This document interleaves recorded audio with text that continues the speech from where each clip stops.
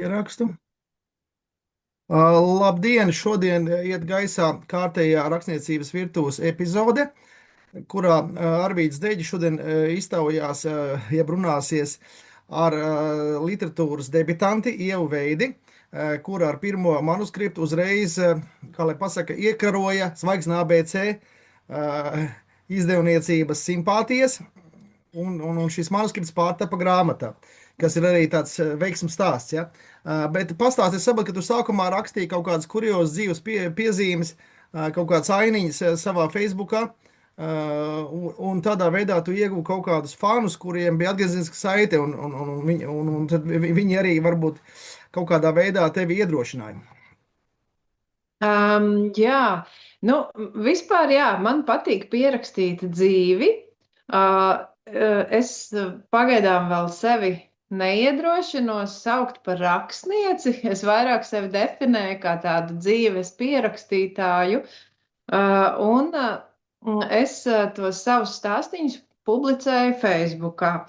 Un patiesību sakot, Facebooks, lai cik varbūt kāds arī rauktu degunu par to, ka tur ir viss kaut kas, un tā skaitā diezgan daudz muļķību, Facebooks patiesībā ir ļoti pateicīga platforma jaunajiem rakstniekiem, lai saprastu, vai tas, ko viņi raksta, uzrunā lasītāju, un ja uzrunā, tad kāda ir tā reakcija, jo Facebookā uzreiz jūtu atgriezenisko saiti no kaut vai caur rīkšķīšiem un sirsniņām, vai caur to, ka, piemēram, nevienam tas neinteresē, neviens to nelasa, un tad to arī jūt.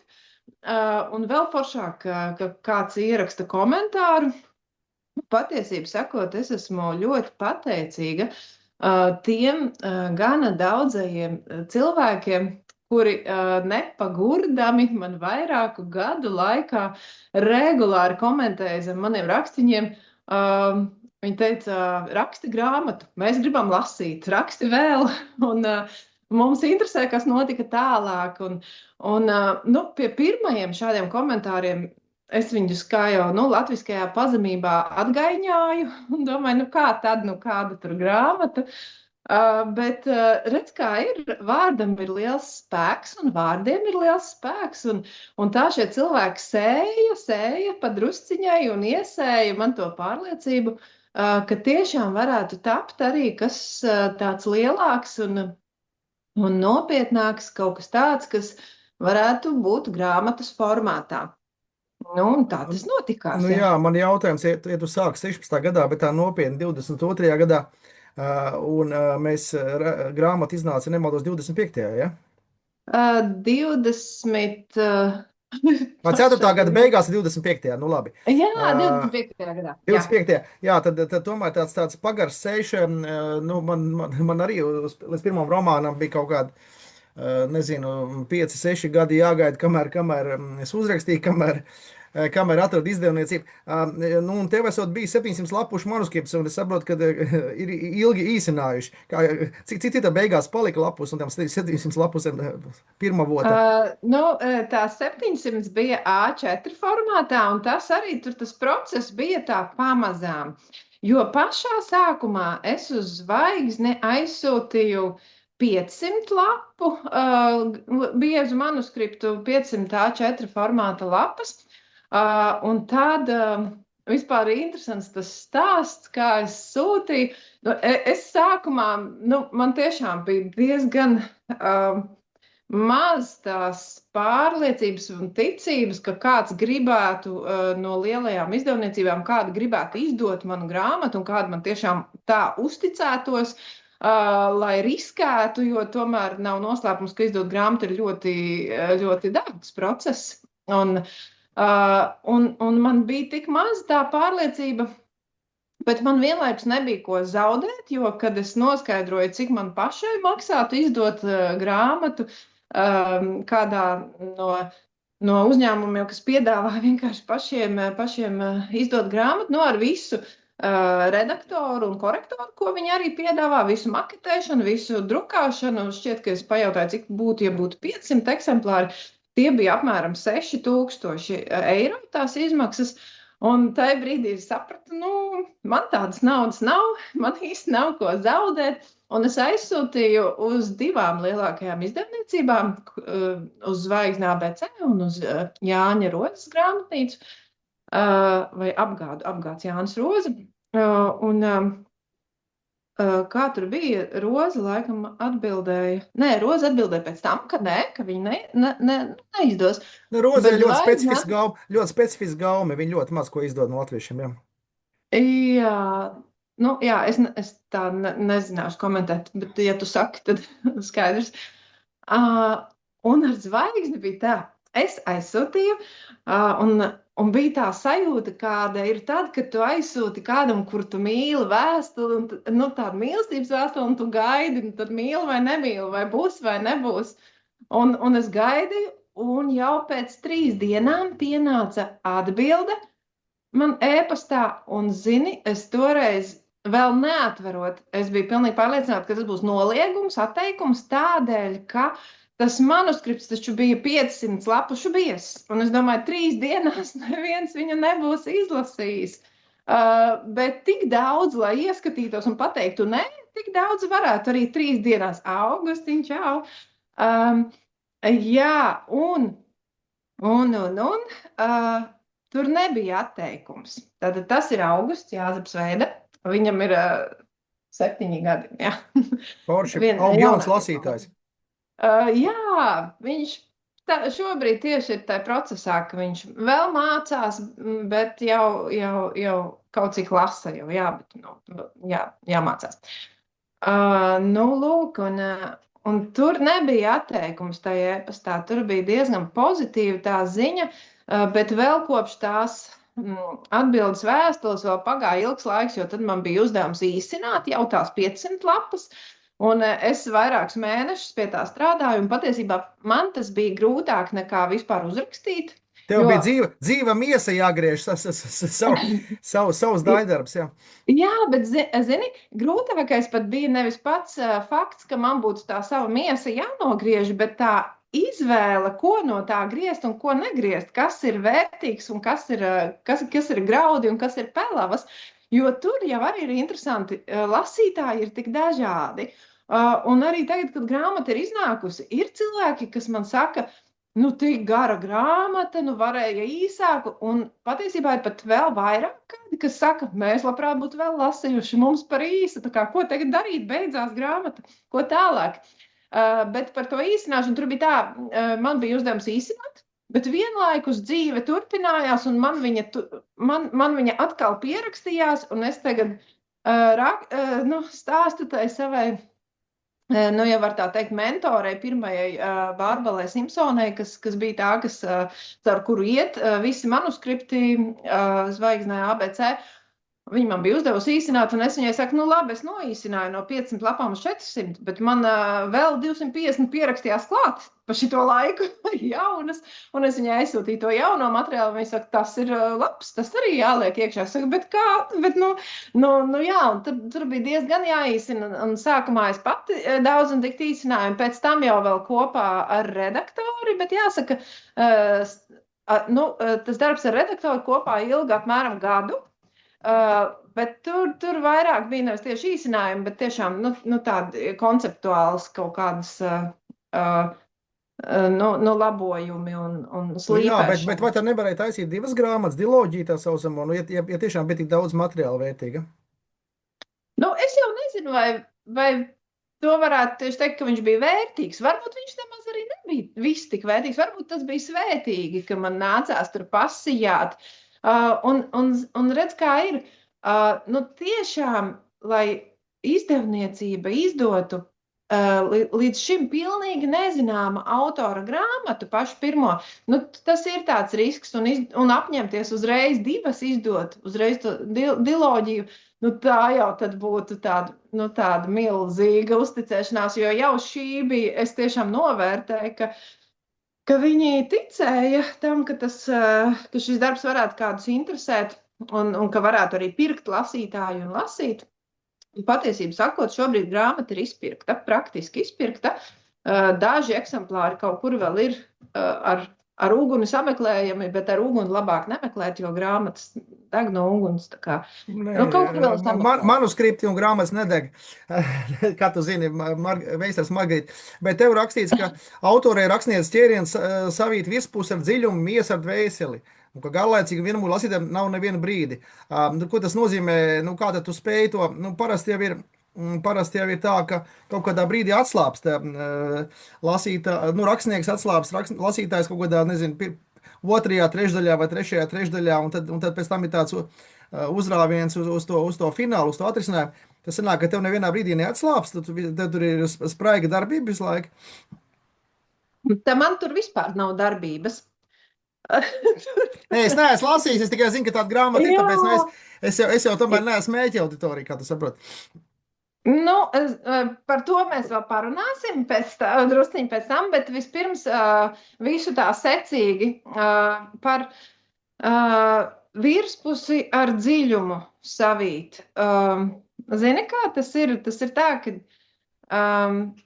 kad liekas, ka raksta taču par ikdienišķo, par pienu, ko dzer un maizi, ko ēd, par bērniem, kuriem jānomaina pampers. Par ģimenes dzīvi. Par ģimenes dzīvi, bet vienlaikus neaizmirstot arī tās visas norises, kas notiek dvēselē, un varbūt pat tieši kā šīs ārējās norises atspoguļojas dvēselē, un kā savukārt no dvēseles kaut kas atspoguļojas šajās ārējās norisēs. Un līdz ar to, jā, varētu likties tā grāmata, nu, viņa tiešām arī ir lielā mērā kā dienas grāmata, un tur ir ļoti praktiskas lietas. Un kā es mēdzu teikt, tas ir tāds gandrīz vai anatomisks šķērsgriezums par sievietes dzīvi, un tur ir tas miesīgais, viss bērniņa gaidīšana, dzemdības, zīdīšana, viss, kam sieviete iet cauri, kļūstot par bērnu mammu un tādu paliekot un esot, bet tur ir arī visi tie iekšēji emocionālie pārdzīvojumi. Un vispār man arvien interesantāk šķiet pašai, kad es lasu citu autoru grāmatas, es esmu pieķērusi sev pie tā, ka man pat gandrīz nav svarīgi, kas tur ir, par ko tur ir rakstīts, bet man ir svarīgi, kā tur ir uzrakstīts par to. Un es nevaru teikt, ka es pati esmu tur pilnīgi sajūsmā par to, kā man tas ir manā grāmatā izdevies, bet tā doma ir tāda uzrakstīt par to it kā ikdienišķo, bet uzrakstīt to tā, ka tas ir aizraujoši. Un tieši tur ir tas fenomens, ka arī Bārbara Simpsona, tā atcer, kura pirmā lasīja to manuskriptu no Zvaigznes ABC, viņa teica, kā tas var būt? Es lasu jau 3 lapas, kā tu tur ķer tos bērnus un maini viņiem pamperus, un man ir nenormāli interesanti. Man neatslāpst uzmanība. Un tas tur ir tas knifiņš, ka tur ir nevis kaut kas, tur kaut kādas šaudīšanās un kaut kāda tur, nezinu, bet būtībā tad es saprotu domu tādu, ka tas nav psiholoģisks romāns, tas nav sadzīvisks romāns, tā ir būtībā tāda intīmā dienas grāmata sievietes, es saprotu lielā mērā, ja? Literārā dienas grāmata. Nu, tā varētu teikt, jā, bet tur iespējams diezgan daudz ir no tāda, es negribu teikt psiholoģisks romāns, bet tur diezgan daudz ir no tādas apziņas un zemapziņas un tieši par tiem iekšējiem procesiem, par kādām garīgām cīņām arī, varbūt, jā, par tādu par jautājumiem, ko sieviete, šajā gadījumā es, piemēram, uzdodu pati sev, ejot cauri kaut kādiem procesiem, piemēram, piedzīvojot grūtības laulības dzīvē, jūtot, kā šī laulība lēnām mirst, kā es pati ar sevi tajā brīdī cīnos, ko es domāju, jā, tas viss tur ir. Tas viss tur ir, jā. Un pat sanāk, ka, nu jā, tu jau tā laikā izgāji arī zināmā mērā Kristus vecuma krīzi. Nu, tā kā mums 3 gados ir tā vērtība pārvērtēšana. Jo es sapratu, ka gan sievietēm, gan vīriešiem ir tā Kristus vecuma krīze. Nu, man jau ir tagad krietni vairāk kā Nē, bet 33. rakstīšanas laikā es saku par to, ka, nu, ja tu Nu, rakstīji jā, attiecīgi tos gadus, tad tev iekrīt, ka tu uz kaut kāda jauna iekšējā, tā kā, nu, uz iekšējā mm, vektora tu nonāci pie jaunas personības. Nu, es domāju, rakstot to grāmatu. aha. Uh, Visintensīvāk es rakstīju 2022. gadā. Cik man tad bija gadi? Kaut kādi 37, laikam. Nu, jā, nu, bet tu jau pirms tam ieskrējies. Nu, es saku, nu, tad Jā, tu vienkārši es saprati. ieskrējos, jā. Es ieskrējos, un ir fragmenti, nu, 10 gadu garumā dažādi fragmentiņi, kurus tad tajā 22. gadā es beidzot liku kopā un nu, teiksim, rediģēju pati pēc sevis saprašanas, nu, kas ir derīgs un kas nav derīgs, un kā to vēl tā literārāk pasniegt. Jo tas, lai tas viss būtu literāri, ja mēs tā vienā vārdā to definējam, tas man bija svarīgi, lai tā nav tāda tikai, nu, zini, tāda dienas grāmata, tā kā tāds blogs, kur nu, arī mēs māmiņas rakstīt blogus, ja? Tur no rīta darīt to un to, tad tur tas un tas. Nu nē, nu man bija svarīgi, lai tur, Lai nu, tas lai tur pārvēršas viss būtu. literatūrā, lai pārvēršas literatūrā. Jā, lai pārvēršās Nu, literatūrā. man ir jautājums, ka tev bija bijusi laba latviešu valodas skolotāja. Nu, kur tu dabūji to labo valodu, varbūt to izteiksmes formu?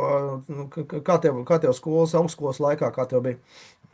Man ir bijis brīnišķīgs tēvs, valodnieks, daudzu valodu pratējs, poliglots Ojārs Bušs.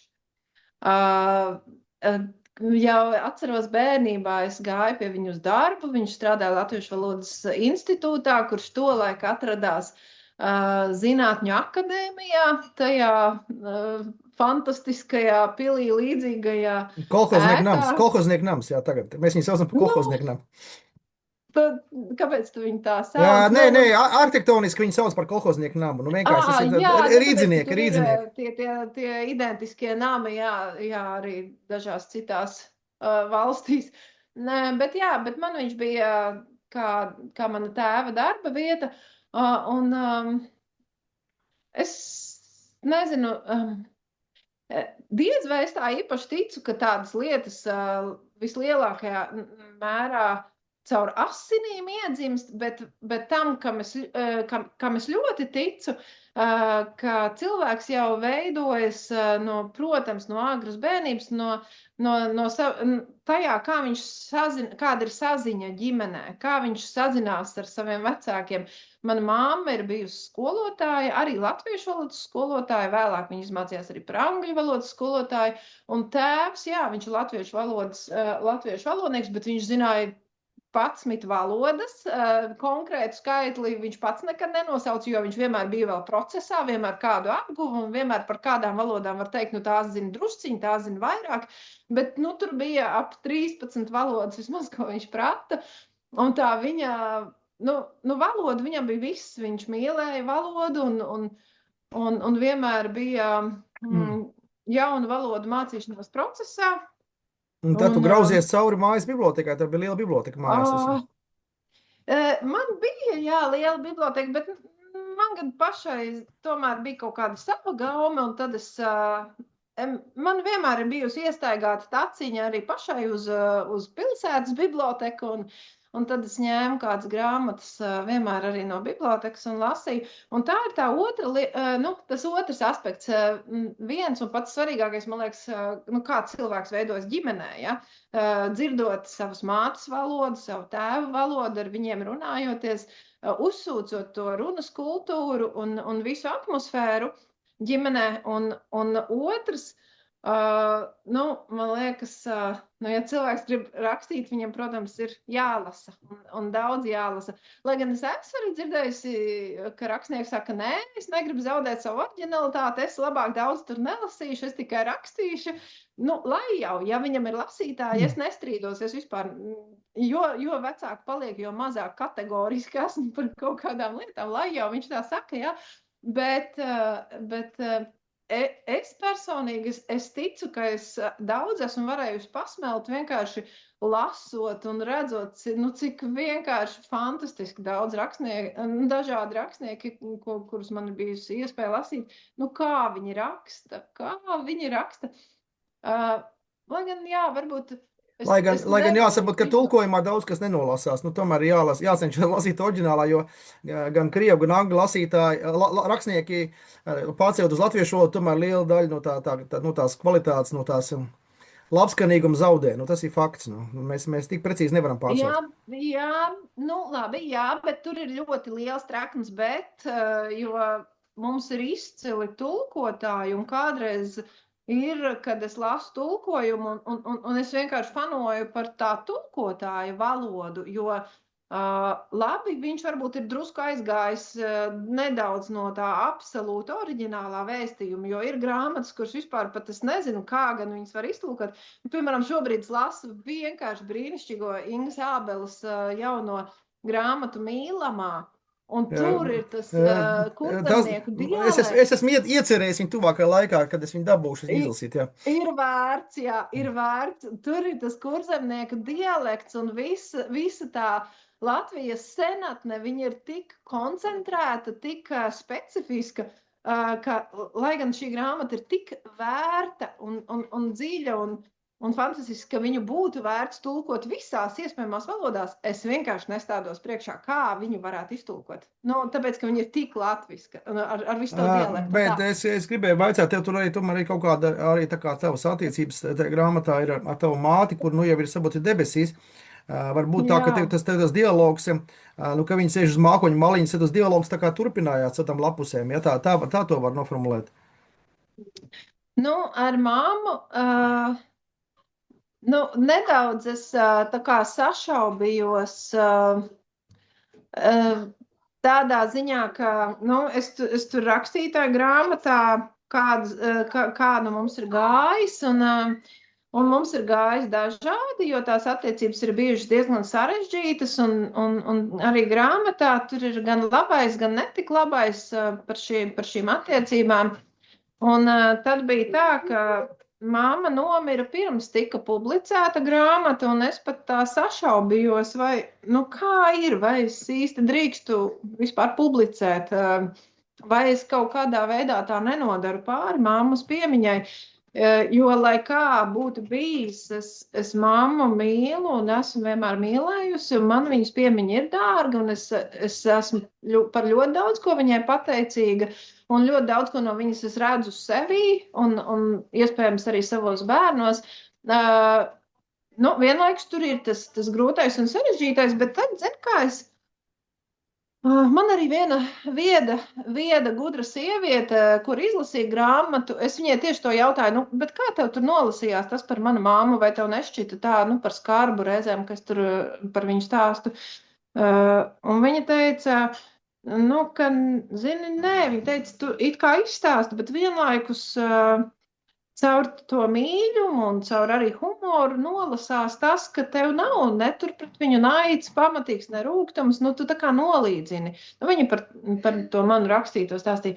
Un tā kā man viņas viedoklis bija svarīgs, šīs dāmas viedoklis, tādēļ, ka es tieši gribēju kādu, kas ir gados, kas ir tāds cilvēks manas māmas vecumā, kurš Viņas paudze, jā, kurš no tās perspektīvas skatoties varētu izlasīt un pateikt, vai šis ir galīgi nepieļaujams, vai tomēr lasās tā, ka tas nav apvainojums manai mammai.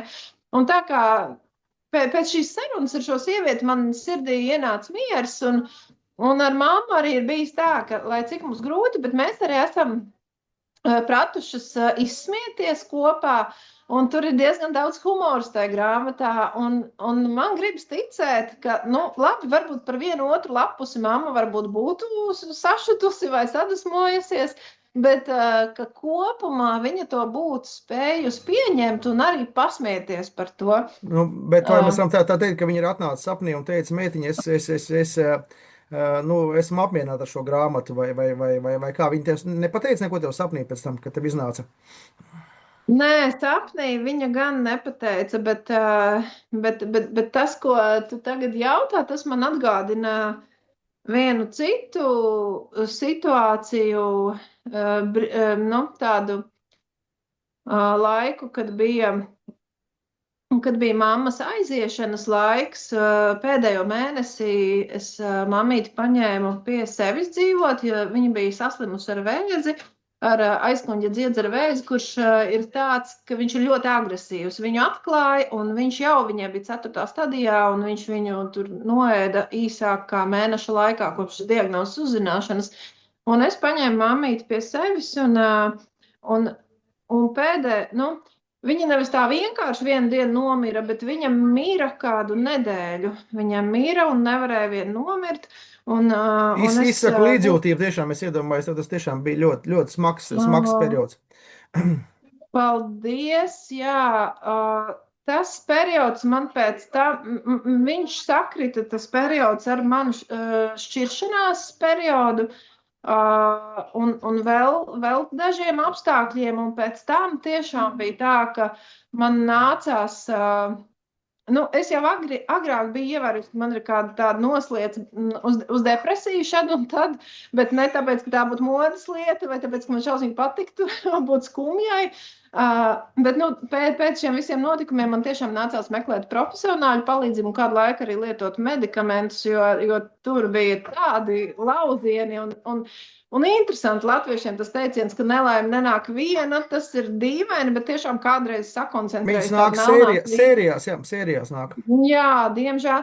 Bet tas, ko es gribēju pateikt par māmu un par sapņiem, bija tā, ka es centos katru brīdi, kad vien iespējams būt pie viņas, un tāpēc arī, lai tā kā viņi vaktētu un palīdzētu, es arī naktī gulēju blakus gultiņā, nu nevis tieši viņas gultiņā, dīvānā blakus, bet, nu, tai pašā istabā.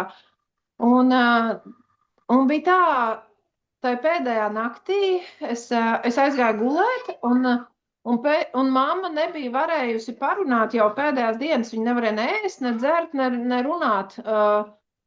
Un es tā guļu, un rītausmā, man liekas, es pilnīgi skaidri, es dzirdu viņas balsi, un viņa sauc Ievā. Nu, viņa ir tāda smalka balss, viņa vispār tāda smalka lēdija, man bija, nu, tāda tā kā no Anglijas galma, tāda, nu, ļoti smalka. Un tas bija brīdis, kad dvēseli gāja ārā no ķermeņa, ja tas sanāk, ka tā brīdī, ka viņi gāja viņa saulē.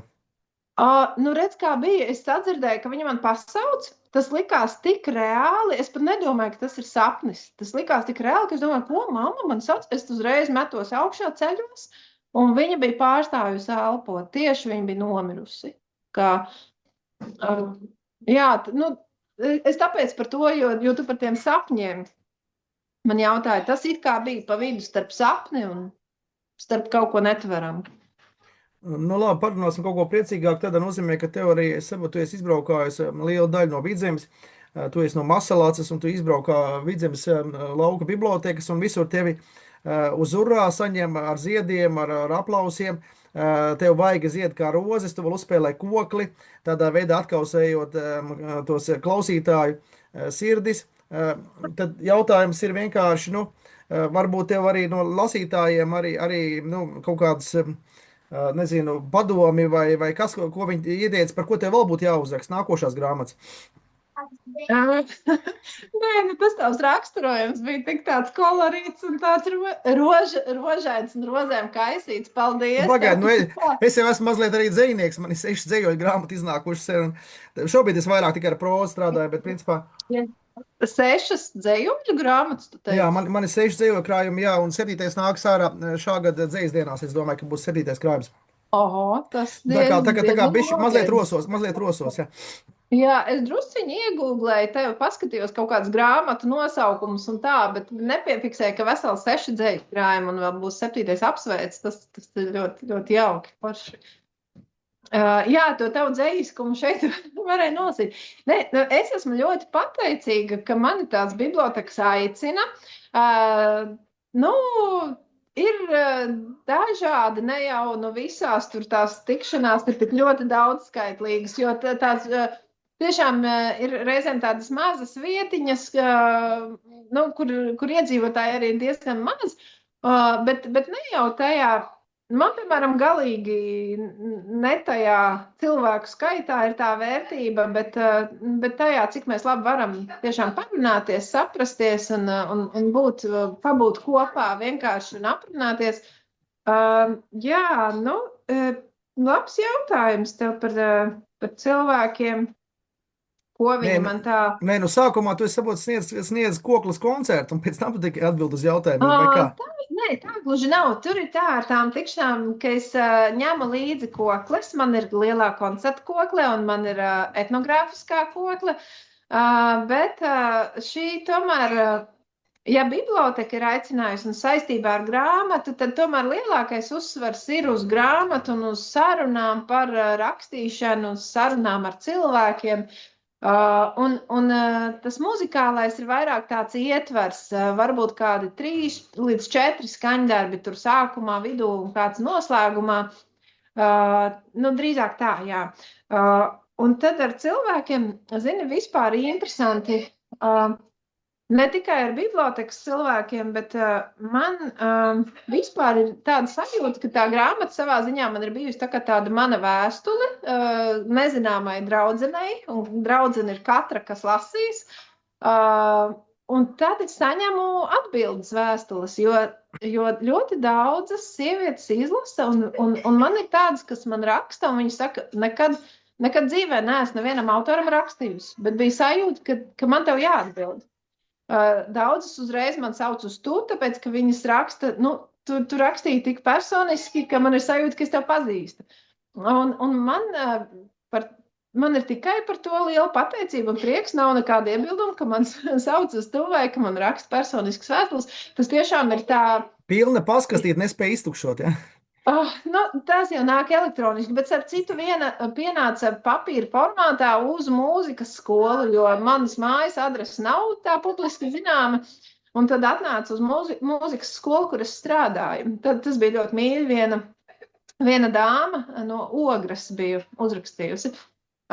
Nu jā, un tad arī tajās bibliotekās kādreiz ir tā, nevienmēr, bet ir bijušas kādas tikšanās, kad nu, tur arī pārsvarā ir sievietes, ja, un tad sievietes sāk dalīties savos stāstos. Nu, parasti par to tas ir saistībā ar bērnu dzimšanu un ar laiku, kad viņi bija maziņi, un kā tur ir bijis, un kā bija tajos laikos, un nu, kas tur ar to viss saistās. Nu, jā, tā kaut kā. Nu jā, bet es saprotu, tas jau attieks no tā, cik spēcīgs ir šie lasītāji klubiņi, jo kā Raunā un citur, kur tā klubiņa ir, ka 10-15 lasītāju klubu biedri, viņi nāk uz visiem pasākumiem, viņi jau veido lielu skaitu apmeklētāju. Un tur, kur vājāk klubiņi, tur varbūt atnāk mazāk cilvēku, loģiski. Nu, jā, kā viņiem tur ir ierasts, jā, cik tur ir to aktīvo lasītāji un arī tādi, kas ir gatavi nākt uz pasākumiem. Bet es atcerējos vēl vienu aspektu, kam gribēju pieskarties par to, vai šī mana grāmata ir tieši sieviešu auditorijai. No vienas puses jau it kā jā, vai ne? Nu, liekas, protams, sieviete raksta par savām sieviešu problēmām apmēram. Nu, tā tad sievietes šķiet, arī lasīs. Bet no otras puses, man tāds provokatorisks jautājums, vai tad sieviete kā tāda arī interesē tikai sievietēm? Nu, ne taču, vai ne? Interesē vīrietim. Vīrietim interesē sievietes. Un līdz ar to man ir pat vēl lielāks prieks par katru vīrieti, kas ir izlasījis šo grāmatu, jo tas nozīmē, ka viņam interesē sievietes iekšējā dzīve, jo tas ir ne tikai ārējā tā izpausme, bet tā ir Tas ir tiešām tas šķērsgriezums, kam sieviete iet cauri, būdama māmiņa, Jā, sieva. Un es tik priecīgās par šiem vīriešiem. Interesanta sakritība. Ir veseli 3 Kaspari, kas ir izlasījuši šo grāmatu. Nu, tas tādam jociņam, bet tiešām, jā, 3 vīrieši vairāk Kaspars. Abi izlasījuši diezgan ātri, un abi ir no abiem labas atsauksmes. Viens no šiem Kaspariem, kurš ir jau diezgan lielos gados, viņš man uzrakstīja tā. Ja es būtu šo grāmatu izlasījis 30 gadus agrāk, es nebūtu pieļāvis laulībā tās kļūdas, kādas es esmu pieļāvis tagad. Un tas man bija tāds atslēgas vārds, tas man daudz nozīmēja, jo patiešām, nu labi, es nevaru pretendēt uz to, ka es būtu uzrakstījusi tādu rokas grāmatu par sievietēm, lai vīrietis tiešām varētu sievieti izprast, jo tas nav iespējams. Sievieti nav iespējams izprast. jā, tad jau Mēs būtu paši tevi nevaram nē, nu tad jau būtu ar Diānu Zandi vai kādu citu psihoterapeiti kopā jāraksta, jā, varbūt. izprast. Nu, varbūt. Es zinu, kā es vispār turos pa gabalu vairāk no tādām skaidrojošajām grāmatām. Labāk dzīvi un no pieredzes, un galvenais, lai tur vēl drusku ir literatūra klāt. Es pati turos pa gabalu no visādām Nu, pašpalīdzības labi, bet būtībā grāmatām. sanāk, ka tavu grāmatu tagad pāraudzina vīriešus. Viņi izlasa un viņi saprot, šitien es sievietei nodarīju pāri, šitien es nenovērtēju, šitien es nesapratu. Kas īstenībā arī interesanti pieeja tāda, nu. Nu, varbūt pāraudzina ir tāds skarbs vārds priekš tām. Es negribu, man nav plāna nevienu vīrieti pāraudzināt. Bet kas gan varētu būt tāda man liela vēlme, ka vīrieši tiešām gribētu vairāk saprast. Jo vīrietis un sieviete ir ļoti dažādas būtnes, un tā mēs arī varam visu dzīvi paralēlās realitātēs nodzīvot. Labāk tomēr, kamēr ir laiks vēl dots, un ja kādam vēl laulība ir vesela, tad tomēr mēģināt to otru dzimumu izprast vairāk. Un neviens vīrietis ir teicis, ka šo lasot, un man arī dažas sievas ir teikušas, vīrs izlasīja, un mums uzlabojās attiecības. Uz cik ilgu laiku tas, protams, ir jautājums, bet jā. Nu, tā kaut Un kā. tev arī vīrs piedalījās dzemdībās arī, ja? Tā kā, tagad ir moderni, ka tur rociņu un tā. Jā, viņš bija klāt dzemdībās. Kā Es- tad es- savādāk, ja viņa bērns dzimst, kā tad viņam nebūtu dzemdībās? Nu, bet ir vīrieši, kas no tā baidās. Es arī, man tagad bija iespēja jaunajā laikā arī, kad jaunākā meita dzimta, es arī turēju rociņu. Tas ir ļoti svarīgi tiešām būt klāt. Tieši tā. Bet es gribēju vaicāt, tev bija periods, kad tu rakstīji arī dzeju. Kad mēs redzēsim tavu kaut kādu, nezinu, poēmu vai tavu dzejas krājumiņu? Kad tas ieraudzīs dienas gaismu? Paldies, ka tu tā jautā. Tas ir tāds iedrošinošs jautājums. Es neesmu pārliecināta, vai kaut ko no tā vajag publicēt, jo vairāk es dzēju tikpat kā gandrīz vairs nerakstu, jo tev kā dzēniekam noteikti arī ir, labi, es neteikšu vārdu noteikti, bet droši vien tev arī ir tā, ka dzēja pati tevi piemeklē, vai ne? Viņa atnāk. Jā, viņa nāk un viņa veļās, un tev atliek tikai pierakstīt, un tur neko neizdarīt. To nevar apturēt. Ja viņa nāk, tad viņa nāk caur tevi. Jā, savukārt, ja viņa nenāk, tad tur mākslīgi viņu spīdzināt un taisīt arī nav nekāda jēga.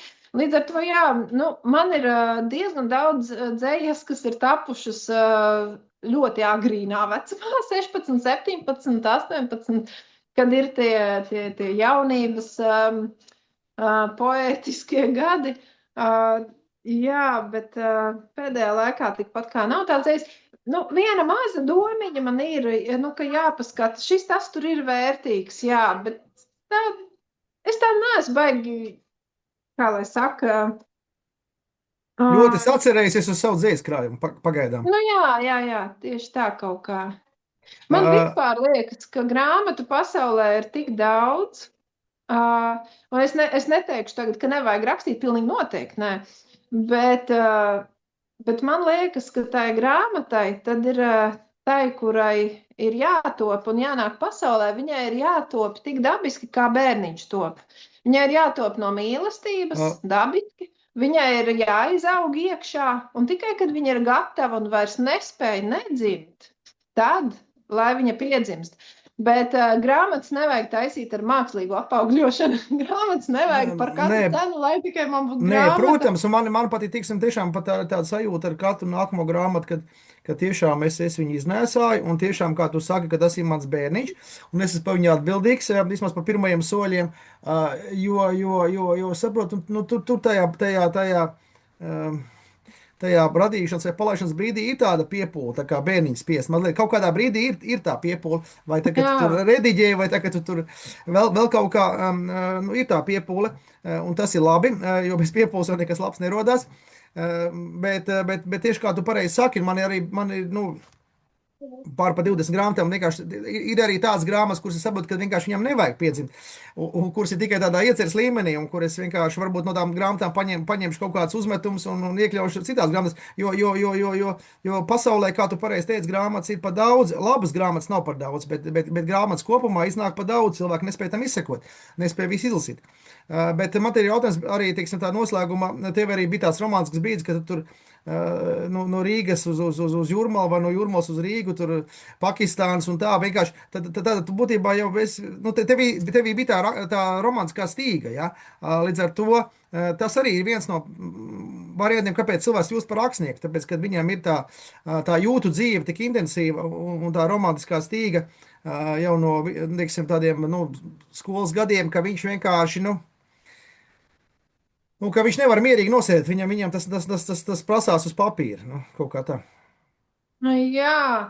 Uh, Varbūt pat netik daudz tās romantikas dēļ, lai gan jā, es esmu varbūt tagad mazāk drusciņai pēc visādiem dzīves aplausieniem, bet, nu, es esmu nu, laikam es, definēšu sevi nevis kā romantiķi, bet vairāk kā sapņotāju, tā ļoti, ļoti sapņaina būtne. Bet tas, kāpēc rakstīt, iespējams, tas ir saistīts arī ar kaut kādu ar introvertumu, ar to, ka es varbūt, nu nevis varbūt, bet es neesmu bijusi tāda ļoti droša uz komunikāciju, īpaši bērnībā vai jaunībā. Es biju ļoti kautrīga. Un tad, bet tā iekšējā pasaule, nu tajā tik daudz kas notiek. Un kaut kā, lai to materializētu, Materializēt, jā, nu labi. Nu. tad pilnīgi, nu tad rakstās. Tad man vienmēr ir bijušas dienas grāmatas, noslēpumainas, kladītes ar izšūtiem vākiem, kuras Kaut kur klusībā kurpju kaut ko. kastēs noslēptas, kaut kur no vecākiem noslēptas. Ja? Jā, vecā brūnā koferī man ir. Man vēl tagad viņas ir, jā, un tur arī tie dzējoļi. Nu labi, un kad tev labāk rakstās, kad tev tās ir rīts vai nakts stundas, kad tas... Drīzāk jau nakts un vēlais vakars, bet tas trakums tāds, ka man pienācis tāds vecums, ka es vairs nevaru atļauties tā ļoti pa naktīm rakstīt, jo tad es kādas 3 nākamās dienas vairs normāli nefunkcionēju. Es piefiksēju, ka pat nevis vienkārši 1 nākamo dienu, bet 3 nākamās dienas miegu ciet darbā. Tāpēc es šobrīd maz rakstu. Bet jā, es gribētu atkal. Bet ir jau variants. Iestrūdus. Jā, bet ir jau variants ierunāt diktafonā vai telefonā, un pēc tam to pārvērst tā kā tekstā, un pēc tam, nu, kā saka... Tas īsti nav mans variants, laikam. Man tieši rakstot tās domas raisās. Es vēl, mēs te pieminējām rakstnieku Arno Junzi, man bija liels prieks būt uz tikšanos ar viņu, kas notika Ramatā, un mēs tieši ar viņu par to parunājām, kā viņš raksta, un viņš teica, viņš visu pirms tam var izdomāt, un mašīnā braukt par to būs saruna, mums ir stunda gara saruna būs ar viņu. Jā, bet man tā nav, es nevaru visu pirms tam izdomāt, man tas raisās, tas viss notiek tieši tajā brīdī, kad es rakstu, kaut ko, protams, kaut kādu drāmu es varbūt izdomāju, bet sākot rakstīt, man sāk kaut kāda tur tie tēli atdzīvoties, valoda nākt, un es pat iepriekšējā teikumā reizēm nezinu, kas būs nākamajā. Tas raksts raisās pats kaut kā. Teikumi tev parāda ceļu, teikumi tev vēd aiz rokas, kaut kā tam. Tā Uh, ir, jā. es gribētu, jo tā kā man ir tāds, tā ka es arī, noslēgumā, tad podkāstu noslēgumā ir manis atcerēta anekdote ar sarunu biedru vai biedreni, un tāpēc es arī nolasīšu to anekdoti un gaidīšu arī tavu reakciju. Kādā literārā vakarā pie Ievas Veidas pienāk klausītājs un saka, jūsu grāmata Piens un asins man ļoti aizkustināja, bet man ir jautājums, kā jūs izdomājat tik spēcīgas metafāras? Ieva smaida un atbilda, daļu no tām izdomāja rakstot. Bet otru daļu klausītājs neatkāpjas. Otru daļu izspēlēja uz koklas. Viņa saka, klausītājs samulst, kā tas strādā. Ieva paskaidro, ja metafora skan labi uz koklas, tad paliek grāmatā, ja neskan, pārto par nākamās nodaļas drāmu. Nu jā, un bibliotekāri, kas to noklausās, nopūšās. Tagad skaidrs, kāpēc jūsu prozā ir tik daudz stīgu, kas aizskar sirdi. Tāda anekdote, jā, man Tev, sacerēt. bet nu forši tu esi Nu, es izdomājis. cenšos, jā, Jā, rakstu anekdotes. Jā, paldies par podkāstu, paldies par tiešām tādu sirsnīgu, tādu autentisku, tādu, nu, kā lai pasaka, es arī jūtos aizkustināts, ka tu arī ielaidi mazliet savā pasaulē, savās domās, savā dzīvē. Es domāju, ka arī mūsu skatītājiem, klausītājiem arī būs interesanti. Un tiešām novēlu arī tev sasprūties tomēr uz to dzējas grāmatu, jo es uzreiz pasaku, kā teica Jānis Rukpelns, pie kuras mācījos dzējas meistarklasē, vienu dzējas grāmatu, ja kurš var izdot, otro jau ir grūtāk, jo otrai jābūt divreiz labākai par pirmo. Bet vienu noteikti var sagatavot. Ja? Tā kā es tiešām ceru, ka tu uz to nobriedīsi. Un tā kā sekos tikšanos dzīvē, varbūt kādā literārā pasākumā vai kā. Un tad es Masalacā kādu laiku neesmu bijis, esmu viesojies tur, bet tiešām kādu laiku neesmu tur aicināts.